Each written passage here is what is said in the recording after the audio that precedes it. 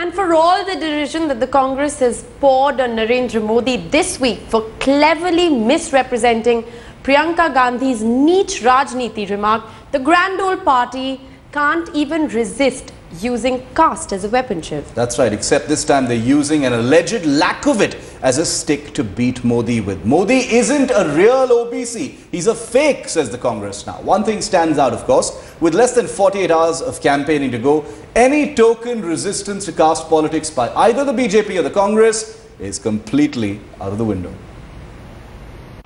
मैं इस बात का तो इनकार नहीं कर सकता हूं कि मैं नीची जाति में पैदा हुआ हूं। क्या नीची जाति में पैदा होना ये गुनाह है क्या? ये भारत मां की सेवा करने के लिए हम नीच जाति के लोगों को अगर सेवा करने का मौका मिला, जब जो काम मिला हमने किया।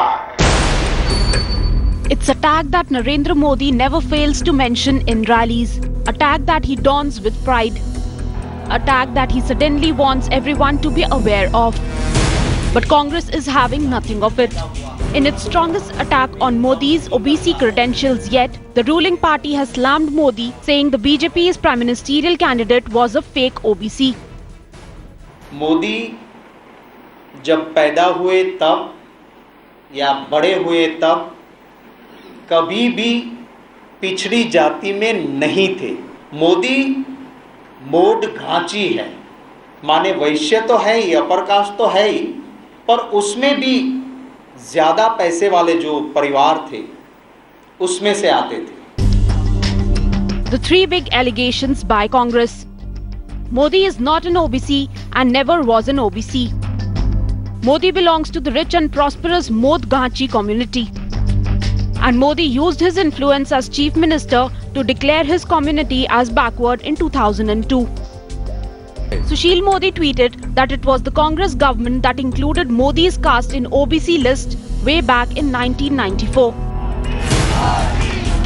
But the issue of Modi's OBC status is not a new one. Mayawati, for one, has been raking it up repeatedly. ये किस जाति से हैं, इनको बताना तो चाहिए। इससे जाहिर, लेकिन अभी तक भी इन्होंने पिछड़े वर्ग में वो किस जाति से ताल्लुक रखते हैं उसका खुलासा अभी तक भी इन्होंने नहीं किया है। इससे जाहिर होता है कि ये व्यक्ति शायद पिछड़े वर्ग का नहीं है। Just a couple of days remain for the campaigning to come to an end. But the Congress campaign has just got a lot shriller.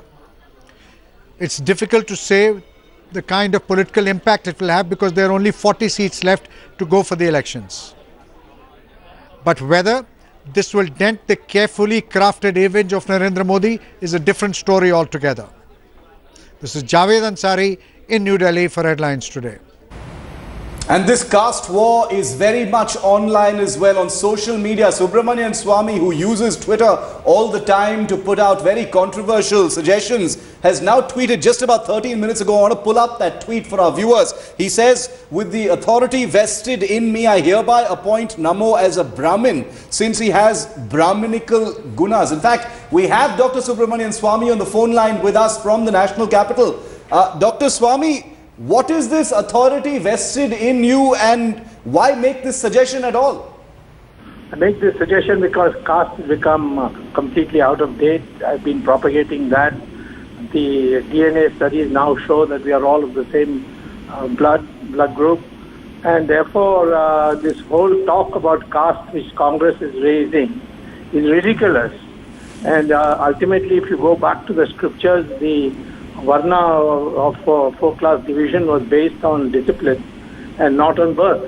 And if it was birth, then Vishwamitra would never have been a rishi. But Dr. Swamy, by whatever this authority you state is, when you say you hereby appoint Namo as a Brahmin, isn't that a slight on his present caste? Why does he need to be a Brahmin? There is no such thing as a Brahmin or a thing by birth. It's by your gunas, as they say, but by the discipline you follow. That is what I'm trying to propagate. And there is nothing derogatory about any caste at all. The caste is, there's no such thing as a caste born into a caste. You can be born into a Kshatriya family and become a Maharishi as Vishwamitra became, or from a Dalit to a Rishi as Valmiki became.